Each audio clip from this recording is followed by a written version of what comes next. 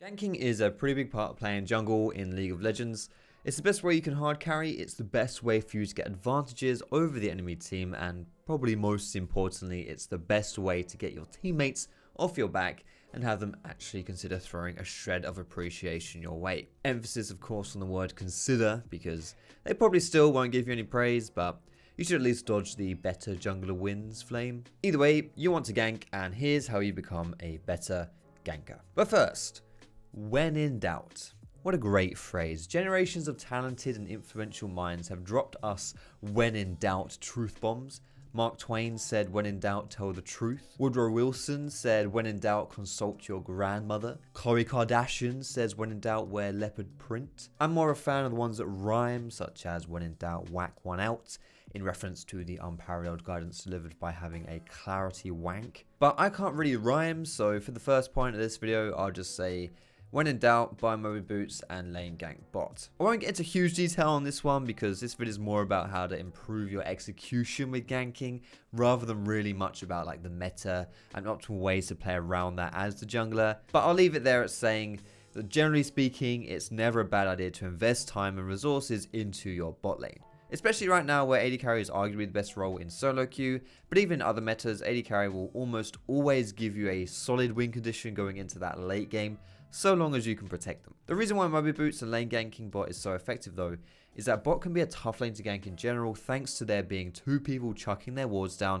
one of whom is basically a ward bot, so yeah. On top of that, bot lane is a long lane, which means there's more space to work with potentially running people down. That kind of thing lends itself very nicely into a lane gank, and with such a strategy, your team can also engage and have you join the fight to turn the tides. Between the jungler and the support, and even to an extent with some AD carry picks, there tends to be good engage tools flying about in that bot lane for you to pull the trigger on a lane gank. The MOBI boots are a little bit extra. They help with most junglers to just jump in onto the play, but it's by no means like 100% required. It's kind of up to you on that front. Generally speaking, you get the idea. Second point, exploit the time between the laners arriving into lane and then setting down their wards. Basically, I like to think of it a bit like this. While a laner is doing what they do best, laning, they're in laning mode. That includes being cautious of the enemy jungler. But when the laner has recalled for whatever reason and they aren't in the lane, they kind of leave that laning mode. And then once they get back into lane, it takes maybe 10 to 20 seconds before they're back into laning mode. And it's during that time that they're pretty vulnerable to a gank. Just, generally speaking, if all of that went over your head, you think I'm chatting shit, generally not expecting a gank when they've just got back into lane. All you've really got to do is prepare your gank before they're back in lane, basically. So either wait in a bush, or if you're feeling really cheeky, you can actually nab them before they get back into lane by waiting in that bush behind the tower. This works best if your teammate is already pushing out of the tower so he can move up and join you, or if you're playing someone like Kha'Zix and you have a crap ton of damage, you can sneak out of there and pop them. Essentially, a little preparation goes a long way. Tip number 3, don't be afraid to stretch your legs and take the long route to the gank. If you're anything like me, then the concept of physical exercise is hideously off-putting, and whereas anything that leads us to the outcome of not having to move is usually seen as optimal, in the case of ganking, that's not necessarily the case. Laners will often be pretty well prepared and defend themselves from immediate danger, but not really much else. So if they're pushed up, running to them straight from the river is usually something they'll see coming. But if you instead take the long route around into their jungle, there's a much better chance that the gank will work. Not only are they less expecting it, perhaps they won't have the wards down either, but even if they do see you coming, chances are you'll already be in a spot where you can sandwich them with your teammates and get something out of the gank. Whether it's your women or your bot lanes, coming in from behind is a pretty solid vanilla strategy that will almost always land you success. This also applies to using the blast cone to hop over a wall. Even if the bush you land in is warded, you're still giving the enemy a much smaller window to react to you, and depending on who you and your allies are playing, this might be enough by itself to set up the gank and get good stuff going from it. Basically, don't be lazy. Tip number 4, don't just run around looking for ganks. Think about it and decide what lanes are the best to actually go and gank. This one might sound a little bit too obvious, but I still think that all the way up to Diamond, people are just way too guilty of doing this. myself included, junglers will just walk up to a lane and hope for the best without really acknowledging the practicalities of the gank. I feel like this is even more likely to happen when people just spam ping you for ganks when they're losing lane or they just want you to be there. A lot of times it's not a good place to go to, but you're kind of torn between wanting to satisfy your teammates so they don't flame you and actually doing what you think is the right thing to do. Still, it might sound overly complicated, but don't worry, it's really not that complicated to decide where you need to go. In my opinion, there are 3 main things to consider: the picks, the levels, and the cooldowns. With the picks, it comes down to who you're playing, who your teammate is playing, and who the enemy is playing. You're basically looking for a good CC from either yourself or your laner, or you're looking for a way for them to engage and follow up the gank. With the levels, that's basically just appreciating that some champions really suck before they get their ultimates, like Malphite.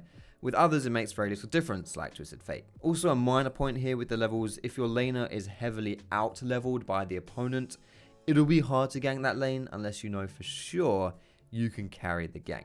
And with the cooldowns, that's both summoner spells and abilities. An opponent with flash, ult, and their gap closer on cooldown is a hell of a lot easier to gank than someone with all those things up.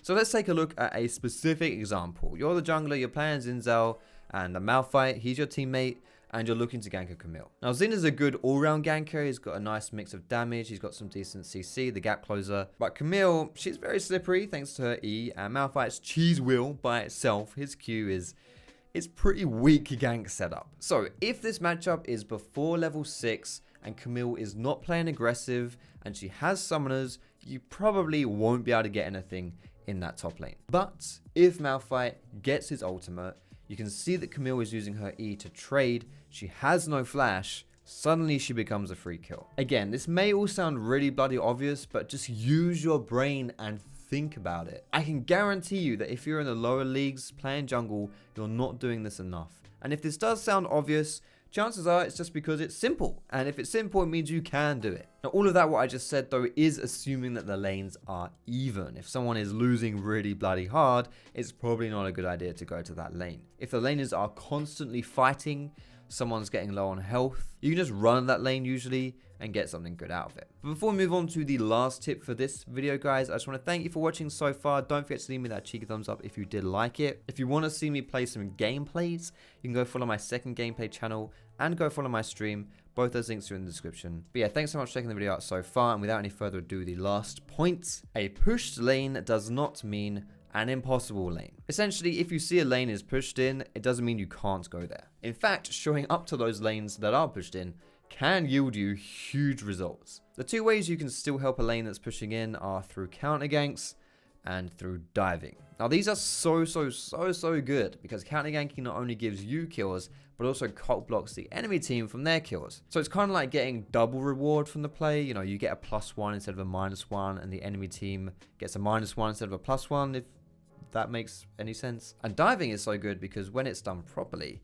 you open up the option of taking a tower, which, you know, that's a neat objective by itself. It gets global gold as well. And also, obviously, if you think about it, the reason why the enemy player is under his tower in the first place is because he has minions there. So when you kill him under the tower, you deny him all of that juicy golden experience, which can be pretty bloody huge. And probably most importantly, honestly, is both these strategies tilt the crap out of enemy players. I think it's partially because you're like ramming them in a place where they thought they were safe, you're breaching their safe zone, but also with counter ganks, the team will blame each other for the engage. So, and yeah, if you can turn the enemy team against themselves, then that's good for you because tilted players they're easy players to beat. Combining lane ganking with these 2 strategies, like with diving and counter ganking, is pretty effective. Basically, you just, sneak into lane bushes and just wait for something to happen. It's usually a good way to go about it. But either way, I think that's all we want to say for this video, guys. Thanks so much for watching. I hope you enjoyed it. I hope you found it useful. If you did, like I say, you can leave me a cheeky thumbs up. You can subscribe to me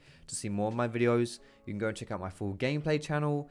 That will be in the description. I also stream on Twitch and I post rubbish on Twitter. So yeah, just check out the description, guys. It will have all those juicy links in there for you. But yeah, most importantly, thanks so much for watching the video today. I really appreciate you checking it out. Hope you're having a fantastic day. If you're not having the best of days, it's all good. Don't you worry. You've survived literally everything life's thrown at you so far, and today is no different. And just know that everything's okay. Like, it's all good. Whatever you're worrying about, that's fine. Worry about it. But at the end of the day, everything will be fine. Have a good one, guys. Thanks so much for watching, and I will see you in my next.